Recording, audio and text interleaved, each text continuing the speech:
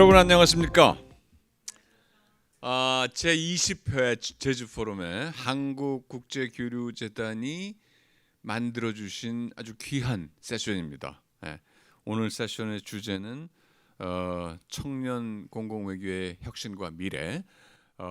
오늘날 청년 공공외교의 오늘 현주소 돌아보고, 그보다 더 중요한 거는 앞으로의 그 방향성을 여러 전문가 분들 모시고 타진해보는 그런 자리 마련했습니다. 저는 제일 먼저 저 공공외교를 연구해 온 사람으로서 이건 립 서비스가 아니라 이런 자리를 이렇게 국제 그 포럼의 그 장에서 만들어 주신 코리아 파운데이션에 너무 큰 감사를 드리고 싶습니다. 너무 감사드립니다. 자, 오늘 날씨가 굉장히 좋습니다. 그 제주 날씨로도 상당히 드물 만큼 좋은 날씨인데, 그 모든 유혹을 뿌리치고 이렇게 오늘 우리 KF 세션에 자리를 해주신 여러분들께 감사드리고요. 오늘 아주 귀한 분들, 전문가분들, 연사분들 모셨습니다. 제가 간략하게 소개를 해드리면 큰 박수로 환영해 주시면 감사하겠습니다. 먼저 우리 오늘의 그 주범입니다. 한국국제교류재단의 이종국 교류협력 이사님 자리해 주셨습니다. 고맙습니다. 그다음에 이제 우리 외교부에서 그야말로 공공외교의 센트럴 타워시죠. 문자 그대로 정기홍 공공외교 대사님 자리해 주셨습니다. 고맙습니다. 5분 패널 모셨는데요. 제일 먼저 경희대학교 정치외교학과의 유현석 교수님 자리해 주셨습니다. 또 유 교수님께서는 우리 그 코리아 파운데이션 이사장도 역임하신 적이 있으십니다. 그다음에 제주대학교 정치외교학과 김진호 교수님 자리해 주셨고요. 중앙대 정치국제학과 장혜영 교수님 자리해 주셨습니다. 외교부에서 또 아주 귀한 인재를 또 파견해 주셨네요. 외교부의 이시라 청년 보좌역 참석해 주셨습니다. 마지막이지만 절대로 not least 우리 저 클라이밋 김서윤 부대표께서 자리해 주셨습니다. 자, 여러분, 그럼 먼저 우리 이종국 교류협력 이사님 모시고 개회의 말씀 듣도록 하겠습니다. 큰 박수로 환영해 주시면 감사하겠습니다. 이사님.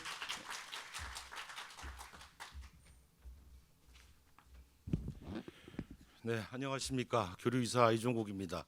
여기 지금 뵙는 분들이 워낙 저희 KF하고 협력을 많이 하고 오랫동안 또 뵙던 분이라서 공식적인 이런 형식적인 교회사를 하는 게 맞나 싶을 정도로 제가 좀 편안한 마음을 느끼는데, 그래도 우리 이 회의를 오늘 세션을 위해서 정성 들여게 준비한 교회사 우리 직원들이 준비를 해줬으니까 한번 여러분께 읽도록 하겠습니다.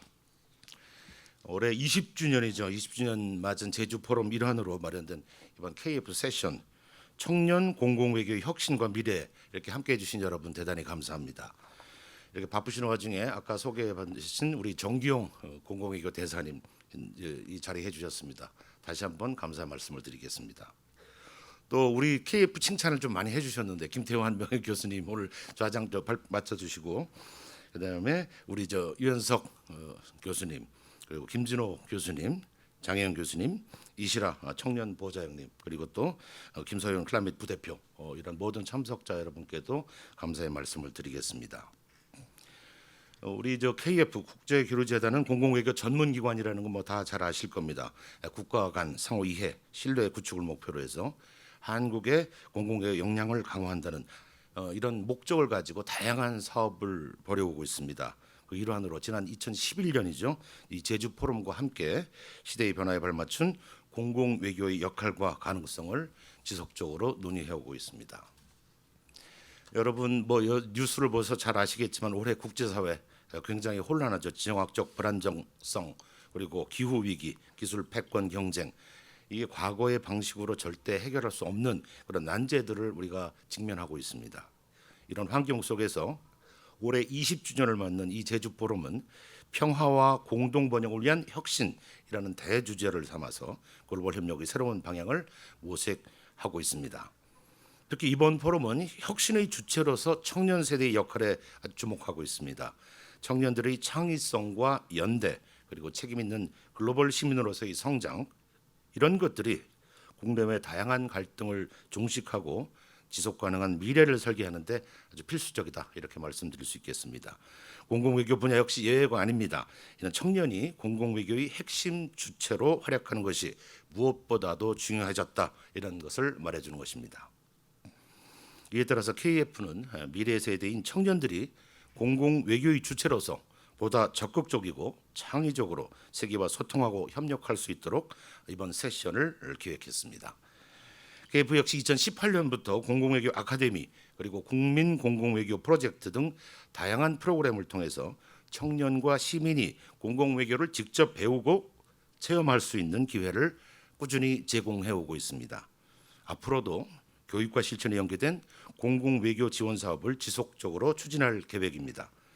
이를 위해서는 현 시점에서 기존 사업의 성과를 재점검하고 청년을 중심으로 한 공공외교 활성화 방안을 적극 모색할 필요가 있겠습니다.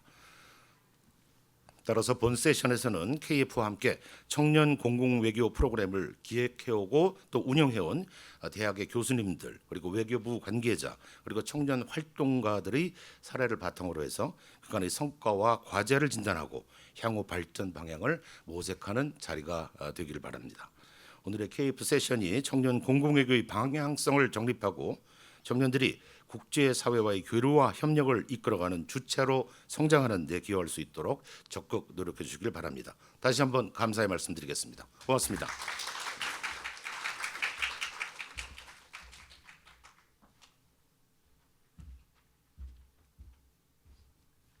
네, 이종국 이사님 대단히 감사합니다. 근데 너무 겸손하셔서 KF가 정말 그 청년들을 대상으로 한 공공외교 사업을 많이 해서 몇 가지 사업을 말씀해 주셨는데 진짜 중요한 것 중에 하나 안 하신 거예요. 너무 겸손하셔서 그런 거예요. 지난 8년 동안에 전국의 한 20여 개 대학의 공공외교 역량 강화 대학 사업을 KF가 지원해 왔습니다. 아직도 지속적이고요. 이거는 저는 아마 대한민국 청년 공공외교의 역사에 굉장히 중요한 그런 모멘텀이 앞으로 되지 않을까라는 생각합니다.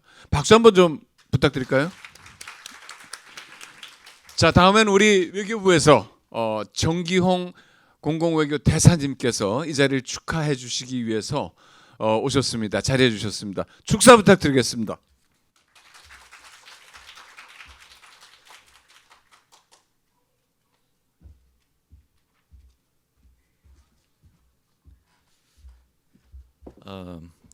이종국 우리 교류재단 교류이사님, 그다음에 김태한 명예교수님, 유현석 교수님, 김진호 교수님, 장혜영 교수님, 이시라 버저여가 김세윤 부대표, 그리고 이 자리에 함께하신 여러분, 오늘 특히 KF가 오늘 귀한 자리 마련해 주셔서 청년 공공외교라는 아주 흥미롭고 중요한 주제에 대해서 우리가 함께 생각해 볼 수 있는 시간을 갖게 된 것을 제가 아주 기쁘게 생각합니다. 근데 저한테 축사를 하라고 하셨는데 오늘 이런 자리에서 제가 무슨 딱딱하게 축사하기보다는 제 경험도 조금 말씀드리고 또 외교부 차원에서 하고 있는 말씀도 여러분한테 좀 광고도 하고 이런 차원에서 말씀드리겠습니다. 제가 얼마 전에 독일 함부르크에서 이제 총영사를 한 3년 했습니다. 그때 저희 직원이 5명뿐이 없고 로컬 행정 직원 10명인 소규모 공간이다 보니까 항상 사람이 부족했어요. 근데 본부에서 청년 그 공공 외교를 하는 인턴을 뭐 보낼 수 있다, 뭐 이런 현장 실습원 이런 얘기를 하더라고요. 그래서 직원들하고 과연 그 직원이 초용사관에 오면 도움이 될 것인가, 이 친구 일 가르치다가 우리 오히려 더 힘든 거 아닌가, 이런 얘기를 하다가 이제 결국 받았습니다. 근데 이 직원이 오자마자 한 2주일 되더니 함부르크에 있는 대학교를 다 돌아다니면서 한국학과 학생들을 다 포섭하더니 다른 우리 웬만한 영사들도 못하는 네트워킹을 한 달 만에 해내더라고요. 그러더니 우리 리셉션 하는데 지가 만든 젊은이들을 수십 명을 갖고 데리고 왔습니다. 그래서 야, 제가 놀랬고요. 그다음에 이 친구가 또 이 유튜브 촬영 이거에 또 귀재입니다. 그래서 그 제가 중요한 행사 갈 때마다 제 옆에 와가지고 얘기도 하지 않았는데 이걸 다 촬영해 줘서 우리 유튜브로 인한 SNS 홍보 외교에 결정적인 기여를 했습니다. 그래서 제가 그거를 경험하고 나서 야, 우리 청년들의 역량이 정말 장난 아니구나. 그래서 제가 티오와 예산만 있으면 정말 뽑고 싶었습니다. 이렇듯이 우리 청년들이 오늘 국제 무대에 나서서도 굉장히 중요한 역할을 할 수 있다는 걸 저희가 체감을 했습니다. 이뿐만이 아니죠. 또 스웨덴의 환경운동가 그레타 툰베리, 파키스탄의 여성 인권운동가 말랄라 유샤프자이, 그다음에 얼마 전에 유엔 무대에 섰던 또 BTS. 작년 우리 외교부가 글로벌 미래 대화의 기조 연설자로 또 초청했던 프로게이머 페이커까지 오늘날 청년들은 자기들만의 시각과 열정으로 글로벌 무대에서 이미 해답을 제시하고 있는 것 같습니다. 우리가 오늘 이 세션에서 청년 공공외교 혁신과 미래를 위해서 어떤 아이디어를 한번 논의를 해야 될까 생각해 봤습니다. 아마 무엇보다 중요한 것은 우리 청년들에게 외교 현장에서 좀 주인공이 될 수 있는 기회를 주고 또 경험할 수 있는 기회를 만들어 주는 게 아닐까 싶습니다. 그래서 이를 위해서 우리 외교부에서는 다양한 지원을 지금까지 해오고 있는데요. 예를 들면 2024년 6월에 청년지방 민생 외교팀을 저희가 신설을 해서 청년 정책을 좀 통합적으로 관리하고 또 2030 자문단 운영을 통해서 청년들의 목소리를 최대한 들으려고 노력을 하고 있습니다. 작년도 청년의 삶 실태 조사에 따르면 우리 청년들이 바라는 삶의 요소 중 1위는 역시 일자리였습니다. 그래서 지금 사실 우리 청년들이 여러 어려운 취업난을 겪고 계신데 저희는 올해 총 84개 재외 공간에 100명의 청년들이 파견될 수 있도록 계획 중입니다. 다음 달부터 일본에서부터 칠레까지 재외공간 공공외교 현장 실습원이 세계에 나가서 세계 젊은이들과 소통할 수 있는 기회를 갖게 될 것입니다. 그다음에 우리 외교부와 사실상 한 식구인 코리아 파운데이션 역시 글로벌 챌린지 사업을 통해서 해외 주요 박물관 도서관에 22개국 73개처에 455명의 우리 청년들을 파견하시는 또 훌륭한 일을 하고 계신 것으로 저희가 알고 있습니다. 또 이 청년 외교가 흔들림 없이 발전할 수 있게 중앙부처는 물론 공공기관과 지방자치단체가 함께 협력하는 그런 사업도 해보려고 합니다. 그러니까 작년 저희 외교부가 19개 행정부처하고 또 17개 광역지자체가 함께 참여하는 공공외교위원회를 통해서 올해부터는 공공외교 청년 공공외교 실무위원회를 이제 운영하기로 했습니다. 그래서 이제부터는 한번 중앙부처와 지자체 기관들이 함께 모여서 진지하게 청년 공공외교를 한번 고민해보자, 그 정책을 마련해보자 이렇게 지금 하려고 합니다. 또 다른 아이디어는 우리 기성세대와 청년 간의 대화하고 소통하는 접점을 많이 만드는 일이라고 생각합니다. 이미 많은 외교 현장에서 시도되고 있는 대사와 청년들 간의 대화 같은 자리를 예로 들 수 있겠습니다. 서로가 같은 눈높이에서 발표하고 경청하고 공감하는 자리, 바로 KF에서 마련하신 오늘 이 세션도 그런 좋은 예라고 생각합니다. 앞으로 이와 같이 외교를 주제로 해서 세대를 아우르는 대화가 더욱 활성화되도록 저희 외교부가 돕겠습니다. 누구나 한 번은 가지지만 두 번은 가질 수 없는 청년이라는 소중한 시기를 보내고 계신 여러분들을 위해서 저희는 아낌없는 지원을 해나갈 것을 약속드립니다. 오늘 KF 세션에서 선보일 이 소중한 자리에서 창의적인 제안과 깊은 통찰들을 통해서 앞으로 좋은 정책에 반영될 수 있는 아이디어들이 많이 나올 수 있기를 기대하겠습니다. 감사합니다.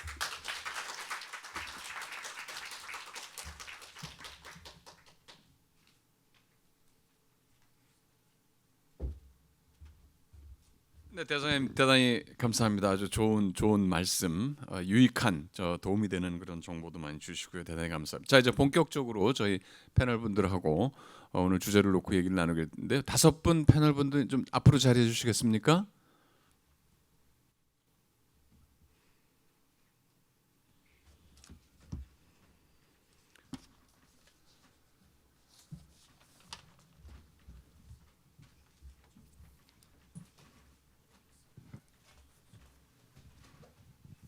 고맙습니다. 고맙습니다. 오늘 이 세션이 총 90분인데 벌써 지금 시간이 상당히 흘렀기 때문에, 그리고 패널 분들이 오늘 5분 좀 많은 분들을, 욕심이 좀 컸습니다. 저희가 또 좋은 분들 모시느라고.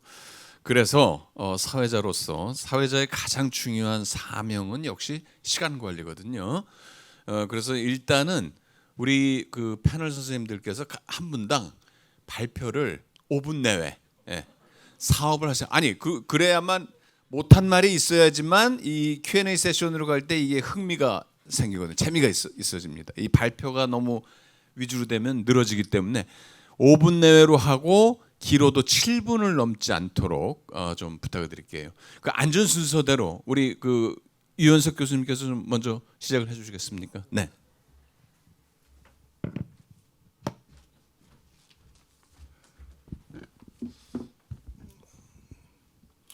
PPT를 띄워주시면 제가 방금 소개받은 경희대학의 유현석 교수입니다. 이런 좋은 곳에서 여러분들께 저희 학교의 공공외교 역량 강화 사업 프로그램 소개해드릴 수 있는 기회를 갖게 돼서 감사드립니다. 시간이 없다 보니까 그 주최 측에서 제일 부탁하신 것들이 몇 개 있습니다. 그러니까 저희가 가지고 있는 그 사업의 특성 같은 것들하고 저한테 부탁하신 거는 이 공공외교 3.0 사업, 조금 이따 조금 자세하게 말씀드리겠는데 거기에 대한 것들을 부탁하셔서 그걸 중심으로 말씀드리겠습니다. 그러니까 저희 학교에서 뭐 여러 가지 프로그램을 지금 한 7, 8년째 하고 있는데요. 그 중에서 이제 이렇게 좀 집중해서 하고 있는 것들 3개를 좀 적어놨습니다. 하나는 이제 외국인들을 대상, 이제 학교니까 대개 유학생들이 되겠죠. 그들이 대상이 되거나 아니면 이제 참여하는 프로그램들. 두 번째는 이제 공공외교 실무 역량. 그러니까 결국은 이게 다 학생들이 관심을 갖게 되려면 자기 커리어와 관련이 되었을 때 제일 그래도 열심히 하고 관심이 있기 때문에 실무 역량을 강화할 수 있는 사업. 그다음 마지막으로 이제 공공외교 3.0 사업에 관한 것들입니다. 이건 뭐 이렇게 보시면 알 겁니다. 이제 학생들 데리고 근대사 기행, 뭐 되게 군산이라든지 목포, 뭐 인천도 많이 가고요. 그런 사업이고, 실무 역량 강화 사업은 이제 지자체 입장에서 공공외교 사업을 기획해 보는 겁니다. 그래서 자기가 지자체를 정해서 조긴 그 포스터는 이제 전주 하고 이제 일본의 쪽에 가나자와라고 하는 시가 있는데 그 두 시를 대상으로 하는 사업을 기획을 한 겁니다. 학생 팀이. 그래서 저걸 전주에 보냈어요. 전주시에 보냈는데 전주시에서 좋아했습니다. 그래서 연락이 왔어요 저한테.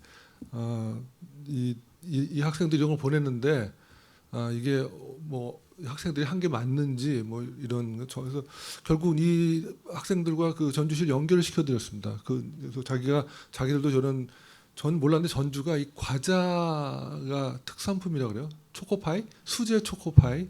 근데 일본에서는 또 그 가나자와가 그런 과자 도시라는 이미지가 있다고 그러는데, 그래서 뭐 어쨌든 그 자기네가 그 행사 계획을 조금 쓸 수가 있을까, 그러니까 지적재산권 문제 이런 거를 그래서 뭐 어쨌든 저희가 성공적으로 생각하는 프로그램입니다.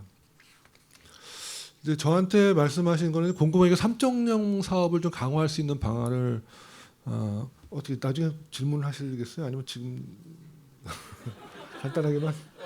일단은 공공외교 3.0이 예. 왜 1.0, 2.0이 뭔지를 알아야 3.0. 그것만 좀. 근데 공공외교 3.0은 이게 저만 쓰는 용어이기 때문에 이게 사실은 좀 죄송스러운데 학자마다 다 다르겠습니다. 그러니까 뭐 옛 말리센 같은 경우는 공공외교와 신공공외교 뭐 이렇게 얘기도 하고, 우리 공공외교의 석학 김태환 교수님께서는 또 여러 가지 뭐 호소형, 뭐 주창형 것도 있고 뭐 여러 가지 이제 이런 있는데, 제 1.0, 2.0, 3.0은 저는 1.0은 그러니까 완전 냉전형 프로파간다. 그걸 사실 공공외교라고 부르기도 어렵지만은 옛날에 그런 걸 다 공공외교라고 불렀어요. 전쟁 때, 2차 세계대전 때, 냉전 때 이제 미국하고 소련이 서로에게 했던 형태의 이제 공공외교를 이제 1.0이고, 2.0은 우리가 보통 하는 응용입니다. 그러니까 자기 나라를 홍보하고 자기 나라의 친구를 만들고 긍정적인 인식을 만들려고 하는 게 2.0이고 3.0은 국가의 바운더리를 완전히 넘어서는 겁니다. 그러니까 뭐 자기 나라 자랑하는 거 없습니다. 그러니까 약간 되게 글로벌하고요.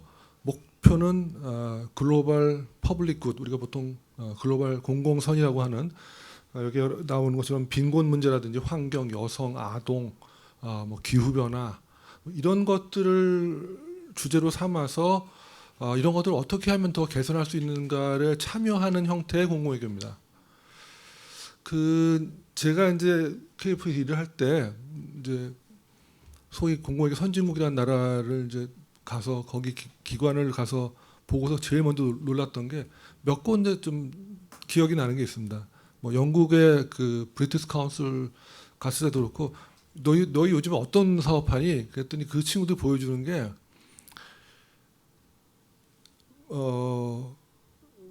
터키, 뭐 시리아, 뭐 이런 데서 도시의 이 재생 사업을 청년들을 데리고 같이 하는 사업을 한대. 그래서 그게 영국이랑 무슨 상관이 있냐 했더니 상관없대요. 영국 콘텐츠는 1도 없습니다. 그래서 브리티시 카운슬에서 왜 그런 걸 할까? 그때 저는 머릿속에 2.0에 찌들어 있던 사람이라 어떻게 하면 한국을 더 선전하고 뭐 그렇기 때문에 그때 이해 잘 못했어요. 제가 와서 그게 공공외교 사업이 맞나? 저걸 굳이 공공외교 사업이라고 해야 되나? 좀 어려웠습니다. 그 당시에는. 그리고 나중에 제가 이제 싱가포르에서 이 교수 돌아와서 그 싱가포르 인터내셔널 파운데이션이라는 기관이 있습니다. 거기 이제 그 자기 자기 아이덴티티를 만들어낸 그 슬로건이 있는데요. Making friends for a better world입니다. 그러니까 이 더 나은 세상을 만들기 위해서 우리는 지구촌의 친구들을 만든다. 사업도 물론 2.0 사업들이 있습니다. 홍보하는 사업도 있지만 이 싱가포르하고 관계없는 타국에서 그 타국의 그 빈곤층을 위한 거 아니면 뭐 식수 개발하는 거 이런 것들을 해요. 그래서 이제 그런 걸 제가 이제 3.0이라고 부르는 거고요. 근데 1.0, 2.0, 3.0은 꼭 1.0에서 2.0, 3.0으로 발전한다는 의미는 아닙니다. 그래서 모든 나라가 3.0을 해야 된다는 의미는 아니고요. 하나의 포트폴리오로 보시면 됩니다. 그래서 어느 나라건 요 세 개가 다 믹스가 돼 있어요. 그래서 우리나라는 아직도 솔직히 말하면 1.0도 필요하고 2.0 많이 필요한 상황입니다. 하지만 3.0 점점 늘려가야 하는 나라고 어떤 나라는 뭐 우리가 굳이 뭐 공공외교 선진국이라고 부르기는 뭐 하지만 그렇게 부른다면 3.0이 압도적으로 많은 나라들이 있습니다. 제가 학생들한테 3.0을 설명할 때 이제 최근 사례를 얘기해야 되니까 미국 대사관에서 하던 공공외교 사업을 주로 소개하는데요. 소녀, Girls Can Play Too 그런 사업이 있습니다. Girls Can Play, 뭐 어떤 사업이냐면 소녀들도 운동할 수 있다 그런 사업입니다. 그래서 이 트럼프 1기 때 그 당시 시작했던 사업이고 주한 미국 대사관의 공공외교 프로그램 넘버원 프라이어리티입니다. 그래서 이제 이방카 여사가 왔을 때도 이방카 여사가 그 주제 가지고서 대사관에서 한국의 이 소녀들 이제 불러서 행사 크게 했거든요. 그게 뭐냐면 전 세계에 이 젊은 소녀들, 어린 여자들이 운동을 못 하는 데가 굉장히 많아요. 그게 종교적인 이유였을 수도 있고 어떤 문화. 이 교수님 좋은 것 같고요. 좀 위험을 느낍니다. 왜냐하면 더 나가시면 제가 질문할 것이 없어질 것 같아서 이 정도로 마무리해 주시면. 알겠습니다. 그럼 이제 마무리하겠습니다. 그래서 3.0 사업을 좀 강화해야 되는 건데 그 강화하는 방법은 요 뒤에 있습니다. 빨리 안 보여드리기 위해서 빨리 지나가는데요. 그 얘기는 김태환 우리 교수님께서 질문하시면 그때 드리겠습니다. 마치겠습니다. 대단히 감사합니다. 결례를 용서해 주십시오. 자, 다음은 우리 제주대학교 김진호 교수님 부탁드리겠습니다. 우리 대학은 2019년에 15개 대학으로 확대할 때 이제 KF 공공외교 사업에 이제 참여를 하게 돼서 지금까지 진행이 되고 있습니다. 하는 과정에서는 우리가 교양 과목으로 공공외교론 2학점짜리, 전공 선택으로 3학점짜리 한국 공공외교론 1러닝으로 이제 하고 있습니다. 학생 수는 한 100여 명에서 했고 비대면 그 코로나 시기에는 한 320몇 명까지도 갔는데 그래서 이제 회복이 되고 나서 이제 쭉 이제 90여 명 내외로 됐는데 올해 이번 학기에는 어떻게 갑자기 45명으로 줄어들었습니다. 그래서 그거 원인을 보니까 저의 이제 뭐 잘못도 있지만은 제가 올 8월 30일자로 정년퇴직을 해서 애들이 딱 감을 잡은 것 같은 느낌이 들어서 제가 아주 좀 분발을 하고 있습니다. 그래서 저희는 그런 과정에서 매년 10월 24일 열리는 공공외교 주간에 참여를 했고 또 매해 1학기 때마다 공공외교 공모전을 했었습니다. 그래서 이제 예선전 통과하고 한 본선에 한 5개에서 7팀을 해서 이제 그 상품권으로 50만 원, 40만 원, 30만 원 이렇게 주는 걸로 했었습니다. 그런데 이제 학생들이 상품권을 주는 것도 고맙지만은 자신들이 스펙을 쌓기 위해서는 좀 기관장님 상이 좀 있었으면 좋겠다 해서 지사님 상이 좀 필요한 것 같아서 우리 도청에는 이제 평화 외교과라는 과가 있습니다. 있어서 이제 보니까 주무관이 아주 좋은 아이디어 같습니다. 해서 하는 과정에서 도의장상이나 도지사상은 이게 자기 이름으로 나가게 되면 이제 선거관리위원회에서는 그 이제 사전 선거 운동이 되기 때문에 그거는 안 된다. 또 우리 총장님한테도 물어봤더지만 어느 특정 학과, 특정 과목에서 하는 거를 하게 되면 다른 과목에서 했을 때에는 좀 형평성에 문제가 있지 않냐. 해서 이제 좀 유보 상태로 있다가 아무래도 제주도는 뭐 요새 정보통신이 발달이 됐다 그렇지만은 움직이려 그러면 한계가 있습니다. 그래서 제 아이디어를 내는 것이 제주에 있는 중국 총영사관, 일본 총영사관에 있는 이제 그 기관하고 협력을 해서 그분들의 총영사상을 좀 어떻게 좀 하는 방법을 해서 우리 대학에서 이제 그 출강하고 계시는 마영삼 대사님께서 이제 그 다리를 놓아주셔서 그분들이 강의도 이루어지고 우리가 총영사관 방문도 있고 해서 아주 흔쾌히 이제 상을 내겠다라고 해서 2학기 때에는 그렇게 해서 좀 도민들뿐만 아니라 이번에는 외연을 확대해서 오사카에 있는 그 제주 디아스포라를 중심으로 해서도 좀 이렇게 좀 하려고 합니다. 그래서 지난 주에 우리 그 연구원이 그 오사카에 계신 그분을 방문해서 이제 협조도 하고 그런 상황으로 있습니다. 그래서 그런 것만 잘 되면은 나름대로의 성과가 있고 또 하나. 저희 학과 대학이 영광스럽게도 외교부에서 여러분이 하는 영사 인력 양성 사업에 영광스럽게도 돼서 이 공공 외교를 기반으로 해서 이 영사 외교 사업 플러스 우리 현 제주 도정에서는 우리 지사께서 지방 외교 또는 도시 외교에 대해서 상당한 관심을 갖고 있습니다. 그래서 요거를 잘 연결이 시키고 또 외부적인 조건 중에 하나가 우리 대학이 제주 그로컬 사업에 올해도 이제 3번째로 이제 신청을 해서 어제 보니까 이제 예비에는 됐다 그래서 9월 말에 이제 그 최종 결과가 나옵니다만은 그렇고 이제 제주도가 추진하고 하는 라이스 사업이 있습니다. 지역 혁신 사업. 이 지역 혁신 사업은 뭐냐면 지자체하고 지역 대학이 협업을 해서 지역에 있는 인력들을 어떻게 하면 양성시킬 수 있을 것인가, 또는 외부로부터 신입생 또는 이제 그 고등학생들을 졸업생들을 이제 뺏기지 않을 것인가에 대한 그런 겁니다.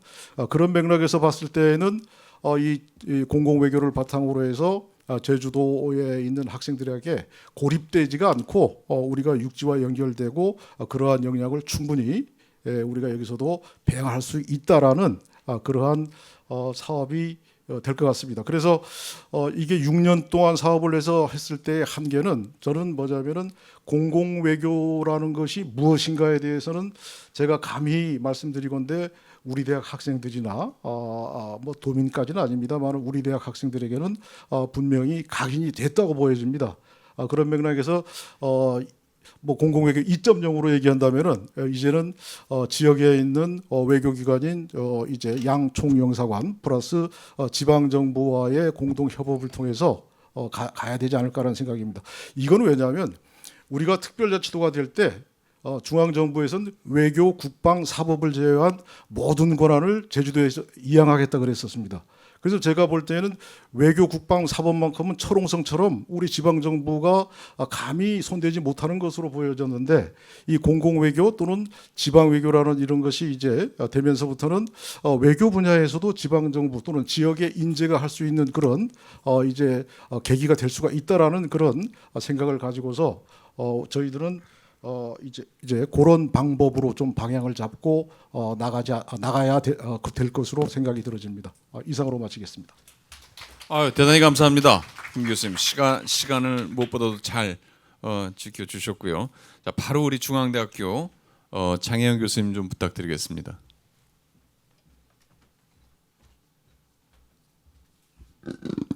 예, 초대해 주셔서 감사합니다. 바로 시작하도록 하겠습니다. 방금 여러분께 보여드리는 저 사진은 작년에 경기도의회와 협업을 통해서 파주에 있는 캠프 그리브스에 이제 탐방을 했었던 사진입니다. 그래서 공공외교 역량강화대학 사업의 일환으로 프로그램을 진행한 사진입니다.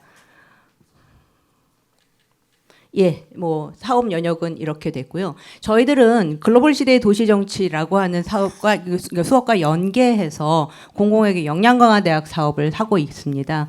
그래서 도시 외교 그리고 도시 브랜딩 그리고 결정적으로 이것들을 통해서 나타날 수 있는 도시 경쟁력과 어떤 시너지 효과를 갖고 있느냐라고 하는 부분을 통해서 공공외교의 분야를 확산한다라고 하는 부분에서 충분한 의미가 있다라고 생각을 하고요.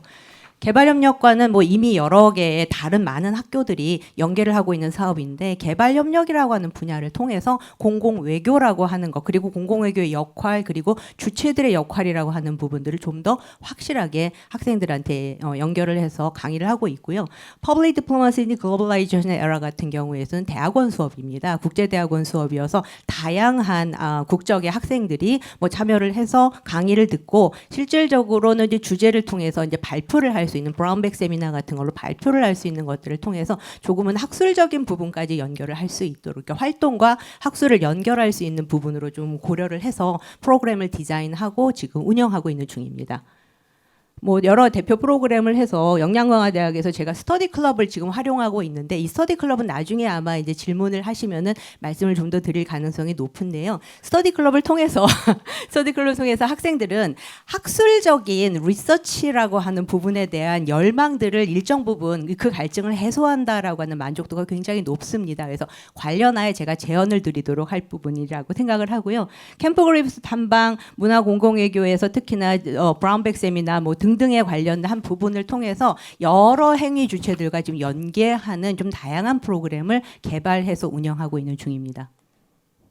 예, 뭐 주요 저희들은 성과라고 생각을 하면 이게 대학생들의 활동이 아니라 대학생들의 활동 그리고 그 다음 단계 이른바 higher education까지 연계되는 것으로 저는 인식을 하고 있기 때문에 석사 과정에서 외국 학생들이 그 문화공공외교 그리고 자국의 문화공공외교의 그런 정책과 관련된 부분에서 이미 2명의 학생이 아주 훌륭한 석사 논문을 문화 공공외교와 관련된 부분으로 이미 작성을 해서 아주 훌륭하게 지금 끝냈고요. 이것으로 인해서 제 생각에는 이런 식의 그러니까 학부 그리고 대학원에 연계할 수 있는 일련의 연계 채널들을 통해서 미래 세대를 더 많이 양성한다라고 하는 부분 또한 공공외교 역량강화대학이 나아갈 한 부분이 아닐까라고 생각을 하고 있습니다.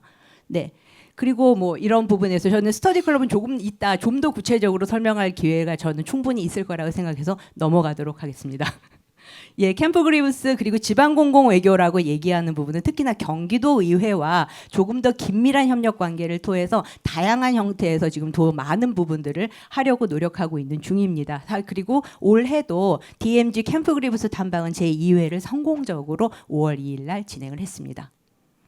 예, 도전 과제로 몇 가지 말씀드리고 싶은 부분은 강의실을 벗어나는 공공외교다라고 하는 부분들이 많은 학생들에 있어서 일종의 좀 갈증이다라고 생각을 합니다. 공공외교에 있어서는 강의라고 하는 부분들이 주안점이 되다 보니까 학생들이 때로는 대단히 지루하다라고 하는 이야기들을 사실은 피드백으로 오는 경우도 있습니다. 그렇기 때문에 강의실을 벗어난 다양한 활동을 할 수 있어야 하는데 문제는 학생들이 인식하고 있는 공공외교의 활동이라고 하는 부분은 아주 일회성에 그리고 혹은 문화에 치중하는 활동이라는 부분의 인식이 대단히 강합니다. 그런데 한편으로는 리서치를 통해서 학술적인 발표를 해서 자신이 공공외교와 관련된 많은 부분의 리서치를 하고자 하는 열망도 동일하게 존재하고 있기 때문에 이런 부분에 있어서는 학술 발표라고 하는 부분들을 다른 그러니까 아주 주류 학회랑 연결을 해서 대학생 패널 혹은 대학생 세션들을 열음으로써 미래 세대들의 활동과 그리고 학술적인 기반이라고 하는 부분에 시너지 효과를 내는 것이 의미가 있다라고 생각을 합니다. 한국에서 이미 여러분 잘 알고 계시는 것처럼 문화, 지식, 정책 공공외교가 공공외교 기본법의 세 개의 중요한 필라입니다. 그러나 많은 부분에 있어서는 문화 공공외교에 대해서는 상당히 많은 부분의 인식도 사실은 잘 되어 있는 부분이 있지만 지식과 정책 공공외교에 관련된 부분에 있어서는 여전히 아까 유 교수님께서 공공외교 2.0에 우리가 현재로 머물러 있는데 2.0을 잘 활성화했을 때 3.0으로 가는 중요한 걸음이 될 수 있고 아주 단단한 그라운드가 될 수 있다고 믿기에 저는 사실은 지식이나 정책 공공외교에 있어서 정부의 역할이라고 하는 부분을 수단으로서의 공공외교라고 하는 부분, 전략적 수단으로서의 공공외교라고 하는 대외 정책과의 연계 과정을 저 개인적인 리서치도 하고 있고요. 관련해서 석사 과정 학생들과 논문을 함께 지금 작성하고 있는 중입니다. 그래서 이제 결과물의 발표라고 하는 부분들도 지금 학생들의 다양한 실질적인 활동과 함께 이제 강의실을 벗어난 그리고 강의실을 넘어서는 공공외교의 아젠다들을 만들어가는 과정이어야 된다고 개인적으로는 생각을 하고 있습니다. 그래서 방향성이라고 얘기하는 부분은 활동과 탐색이라고 학술적 탐색과 실제 활동의 시너지 역할을 낼 수 있는 연계 채널 그리고 플랫폼을 제공해야 한다라고 하는 부분으로 제언을 마치고자 합니다. 그 이후에 관련된 부분에서는 Q&A 시간에 다시 말씀드리겠습니다. 감사합니다. 아유 대단히 감사합니다. 우리 교류이사님 이종국 교류이사님 그리고 우리 정기용 대사님께서 좀 많이 좀 참작을 해 주셔야 될 부분들이 군데군데 예리하게 있는 것 같습니다. 자 이제 두 분 남았는데요. 지금까지 세 분은 아까 제가 잠깐 언급했던 우리 KF의 공공외교 역량 강화 대학에 참여했던 그런 경험 사업 에 기반해서 말씀을 드렸다면 나머지 두 분은 조금 다른 시각으로 자 우리 이시라 청년 보좌역 말씀부터 좀 듣도록 하겠습니다. 예, 안녕하십니까. 외교부 청년보좌역 이시라라고 합니다. PPT 지금 다 띄어지는 상태 맞으시죠? 네, 저는 이제 다음 목차 보여드리면 오늘 발표에서 총 3가지 축으로 말씀드릴 건데 첫째는 청년 정책에 관한 국정 기본 방향에 대해 말씀드리고 두 번째로 외교부의 청년 관련된 조직 개편 및 사업 추진 현황 또 마지막으로 향후 추진 목표 및 과제를 간략히 말씀드리도록 하겠습니다. 네, 정부는 청년이 다시 도전하고 희망을 가질 수 있는 나라를 국정과제의 중요한 축으로 설정하고 각 부처의 청년 정책 추진을 전방위적으로 독려하고 있습니다. 외교부도 이에 발맞추어 청년의 눈높이에 맞는 외교 참여 기회를 확대하고 청년이 국제사회에서 미래 리더로 성장할 수 있도록 글로벌 역량 강화를 핵심 과제로 설정했습니다. 그래서 2024년 6월 아까 이제 정기용 대사님께서 말씀하셨던 것처럼 이제 외교부가 조직 개편을 통해 청년 지방 민생 외교팀을 신설하였습니다. 이는 단순히 이제 외교부가 청년 프로그램 운영을 넘어서 청년 정책을 기획하고 실행하는 독립적인 기능을 하는 조직을 외교부 내에 구축한 것이라는 점에서 매우 중요한 진전이라고 할 수 있습니다. 신설된 팀은 청년 정책뿐만 아니라 지방 및 민생 외교와도 연계하여 보다 포괄적인 국민 참여형 외교를 추진하고자 하는 목적을 가지고 있습니다. 외교부의 청년 정책은 크게 2가지 방향으로 추진됩니다. 첫째로 국내 청년의 글로벌 역량 강화 및 국제 교류 지원이고요. 두 번째로 글로벌 현장 및 해외 일 경험 지원입니다. 이외에도 청년들이 실제 외교 현장에서 목소리를 내고 제안을 하고 네트워크를 형성할 수 있는 실질적인 기회를 제공하는 데 집중하고 있습니다. 네, 청년 지방 민생 외교팀은 다음과 같은 업무를 시행합니다. 이제 이름처럼 청년 파트랑 지방 민생 외교 두 가지 파트가 있는데요. 오늘은 세션 주제에 맞게 청년 정책 위주로 말씀드리겠습니다. 외교부 청년팀은 외교부 청년 업무 총괄 조정 및 관리, 그리고 청년 정책 기본 시행 계획 총괄, 또 청년과의 지속적인 소통을 통해 청년 의견 수렴 및 청년들이 직접 제시한 의견을 정책에 반영할 수 있는 방안 추진, 또 여기에 써있지는 않지만 지방 청년의 외교 역량 강화 지원을 위해서 각 지자체 국제관계 대사실에 청년 인턴 파견 등의 업무를 수행하고 있습니다. 네, 외교부는 다음과 같은 청년 대상 사업을 운영하고 있습니다. 네, 금년도 기준이고요. 대부분은 작년에도 시행했던 사업들이 금년에도 새로운 참여자를 모집해서 계속 이어지고 있습니다. 이러한 사업을 통해 외교부는 청년들이 자신의 전공과 관심 분야를 살려 국제 무대에 도전하고 실질적 기반을 다질 수 있도록 지원하고 있습니다. 외교부는 청년 정책을 다음과 같이 6개의 분야로 구분해서 체계적으로 운영하고 있습니다. 일단 이번 장에서는 5가지만 보여드리고 있는데, 이제 맨 왼쪽에 청년 보좌역과 2030 자문단 제도를 통해서 청년들의 정책 참여를 활성화하고 있고요. 이제 두 번째로 청년 인턴 제도를 통해 청년들이 국정을 좀 이해할 수 있도록 지원을 하고 있고, 세 번째 서포터즈, 그리고 각 실국 단위 사업이 있습니다. 또 KF를 포함해서 산하기관, 외청, 소속기관에서도 다양한 청년 사업을 운영하고 있습니다. 그렇게 2024년 기준으로 한 해 동안 외교부 청년 정책에 직접 참여한 청년은 약 4만 명에 이릅니다. 그중 워킹홀리 제도를 통해서 약 3만 1,000명의 청년들이 글로벌 경험을 쌓도록 지원하였고, 가장 큰 비중이었던 워킹홀리데이를 빼면은 약 7,000명이 넘는 청년들이 각 실국 단위 사업을 통해서 해외 진출을 지원받거나 글로벌 역량 강화 사업에 참여하였습니다. 사업에 참여했던 청년 일부는 실제로 국제기구나 공공기관, 국제부서 등의 채용으로 이어지기도 했습니다. 다음은 외교부 청년행사 또는 사업 사진들을 약간 보여드리도록 하겠습니다. 본 사진은 작년 9월 여의도 청년의 날 행사 때 외교부 부스를 운영했던 사진입니다. 그 부스에서 3일 동안 오전 9시부터 6시까지 총 70명의 청년들과 외교관과 1대1 커리어 상담을 했고요. 집단적으로 5대1 이런 식으로 상담을 한 게 아니고 아예 1대1로 해가지고 좀 20분 동안 상세한 커리어 상담을 할 수 있었습니다. 또 청년들을 대상으로 외교부 견학 및 외교관과의 대화 세션도 운영하고 있고요. 외교관과의 대화 세션에 작년도 장관 특별보좌관님께서도 참석해 주셔서 심도 깊은 대화를 할 수 있었습니다. 또 장관님과 차세대 청년 네트워크를 열어서 청년들을 외교부 청년 사업에 참여한 이력이 있는 청년들 대상으로 차세대 청년 네트워크를 운영하였고요. 여기서 장관님과의 대화를 한 1시간 동안 정말 랜덤하게 직접 현장에서 청년들이 손을 들고 발표하고 장관님이 그에 대해 상세하게 답을 해주시는 시간을 가졌습니다. 장관과의 대화 시간이 끝나고서는 청년들이 서로 조를 나누어서 인태전략 관련 청년 토론 세미나를 가졌고요.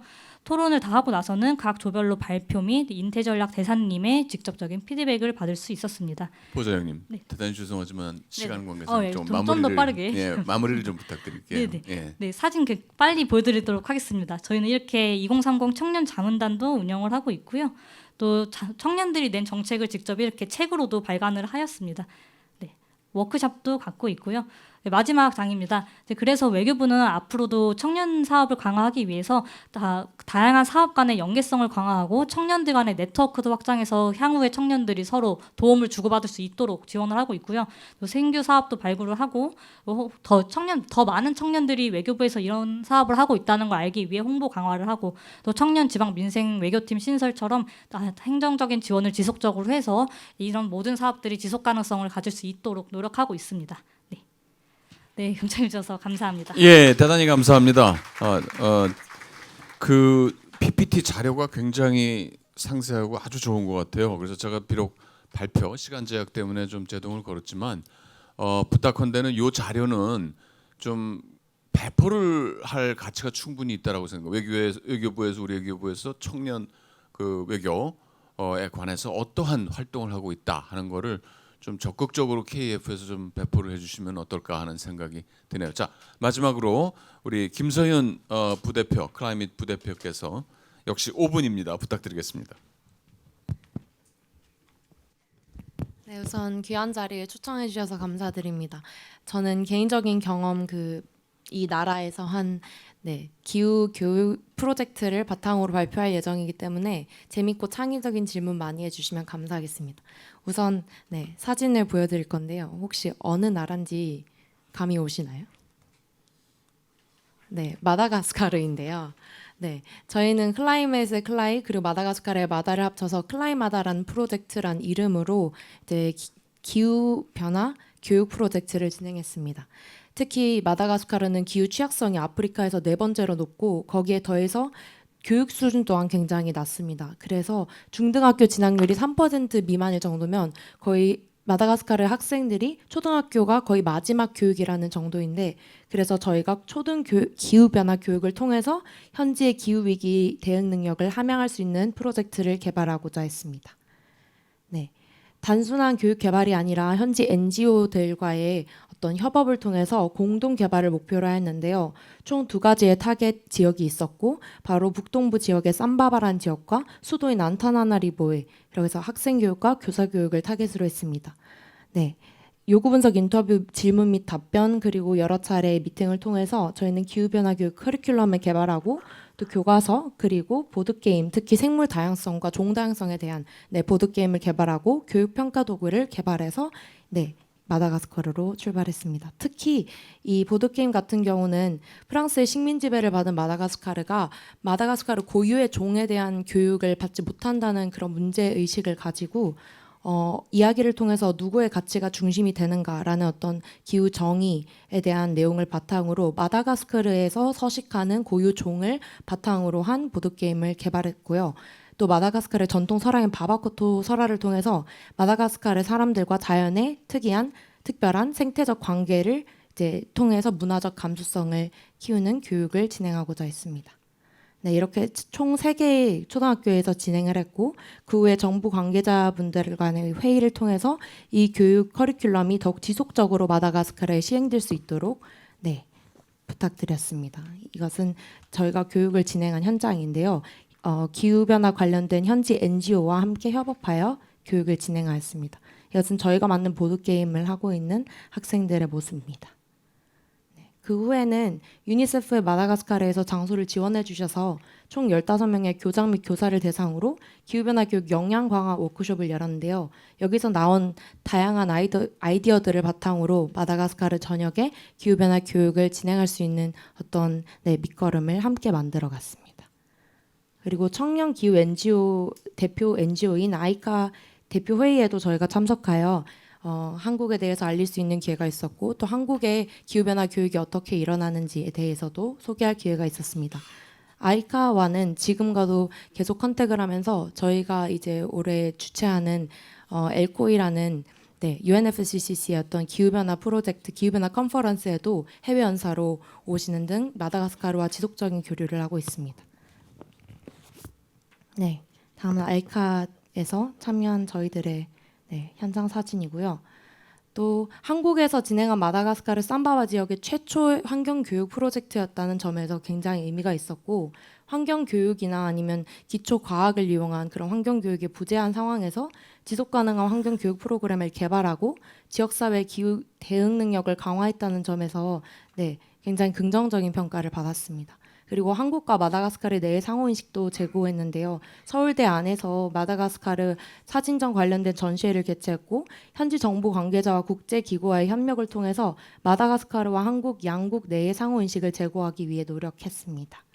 이를 통해서 공공외교에 대해서 다시 생각해 보게 되었는데요. 더 자세한 내용은 Q&A를 통해서 더 말씀드리겠지만 마지막으로 말씀드리고 싶은 마야 엔젤로의 어떤 인용구가 있어서 한번 말씀드리고자 합니다. 사람들은 당신의 말이나 행동은 잊을 수 있지만 당신이 그들에게 어떤 감정을 느끼게 했는지는 절대 잊지 않을 것입니다.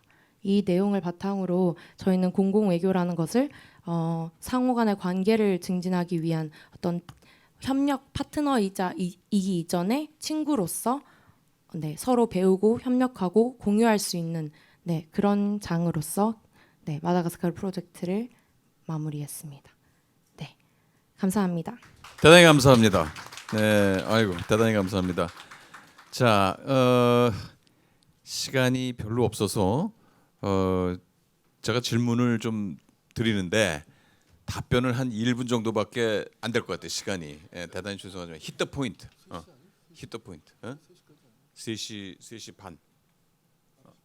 우리 3시까지인가요? 제 2시 반으로 생각했네요. 아이고 좋습니다. 그럼 조금 시간이 여유가 생기네요. 우리 저는 그래서 플로어도 열어야 되는데 큰일 났다 했는데 3시까지군요. 대단히 죄송합니다. 제가 이 좌장으로서 이 아주 치명적인 실수를 지적해 주셔서 감사합니다. 자, 청년 공공 외교의 혁신과 미래. 이거 뭐 굉장히 그 앰비셔스한 그런 제목인데 제가 이 제목을 KF에서 탁 넘겨받았을 때 제 머리를 쿵 치는 게 있었어요. 그게 뭐냐면은 결국 청년 그다음에 혁신과 미래 아닙니까? 21세기.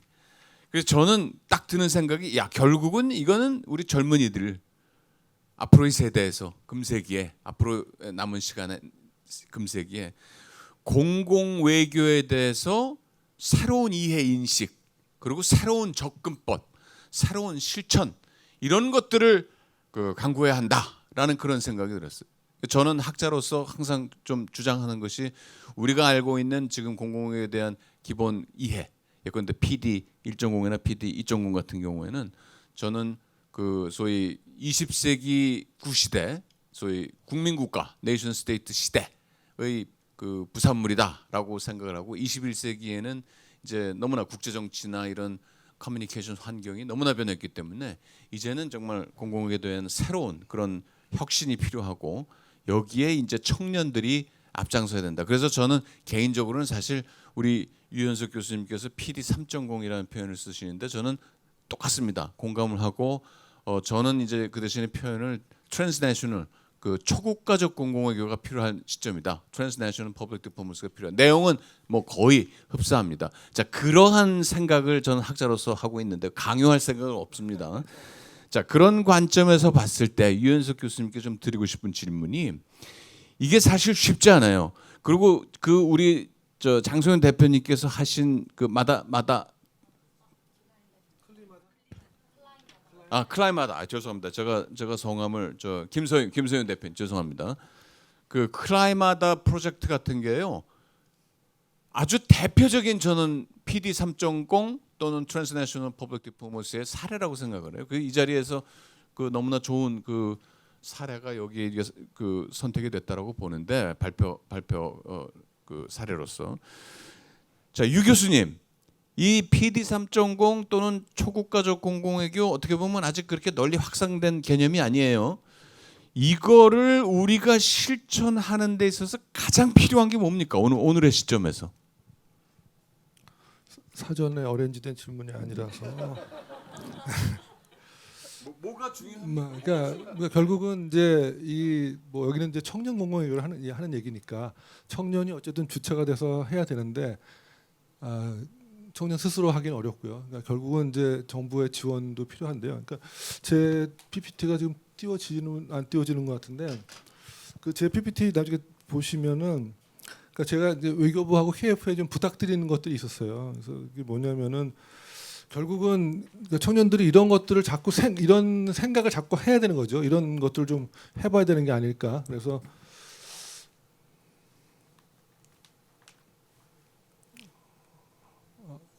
이거는 되는데 이건 안 되네요. 됐습니다.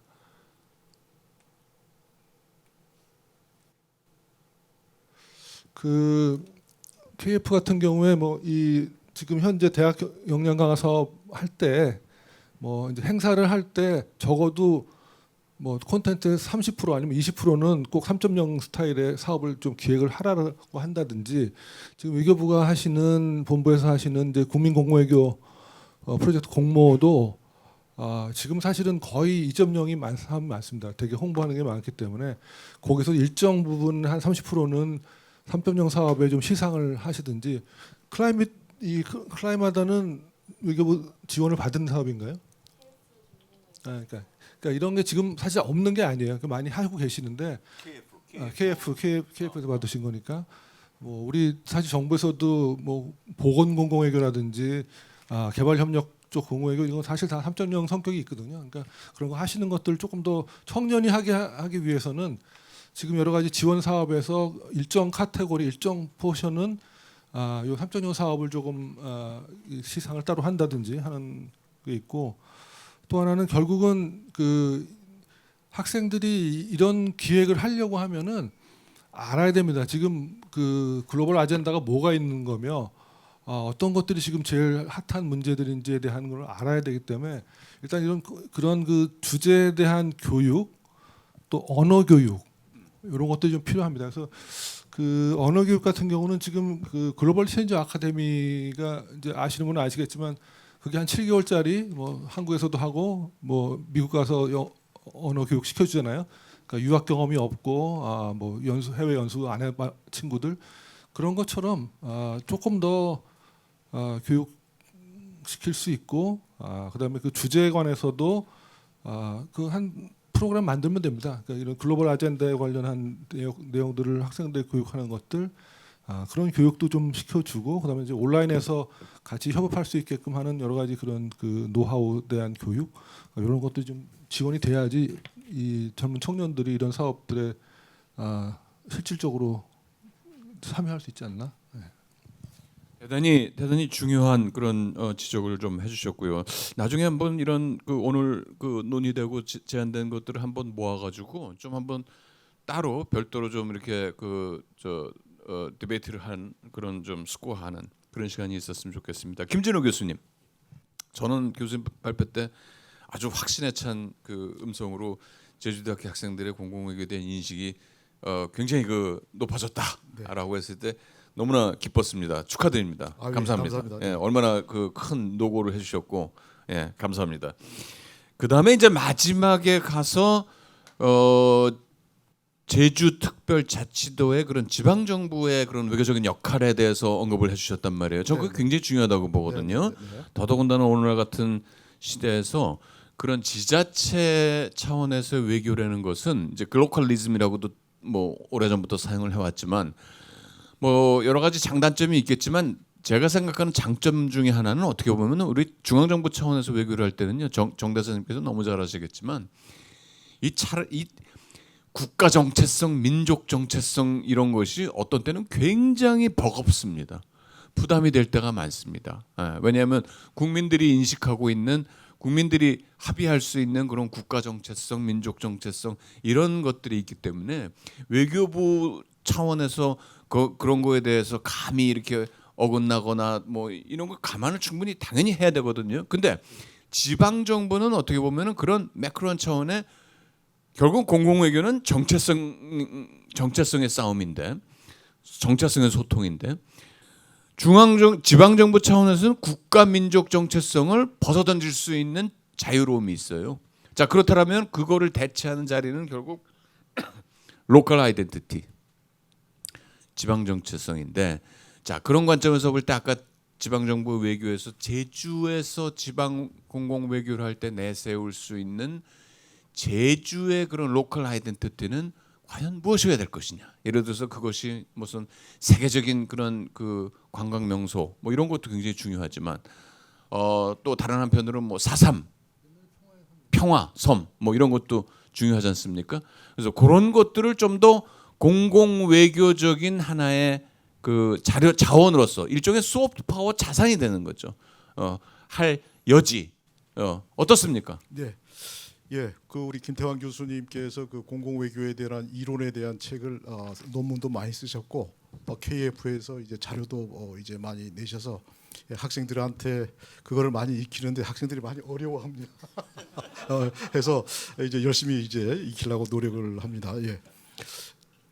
2023년도에 보면 대한민국 시도지사 협의회라는 곳이 있습니다. 거기에서 처음으로 지방외교위원회라는 걸 만들었습니다. 그래서 제가 제주도의 대표 선수로 가서 이렇게 얘기해 보니까 자기네들의 목표는 공무원 시험에 지방외교 직렬을 만들겠답니다.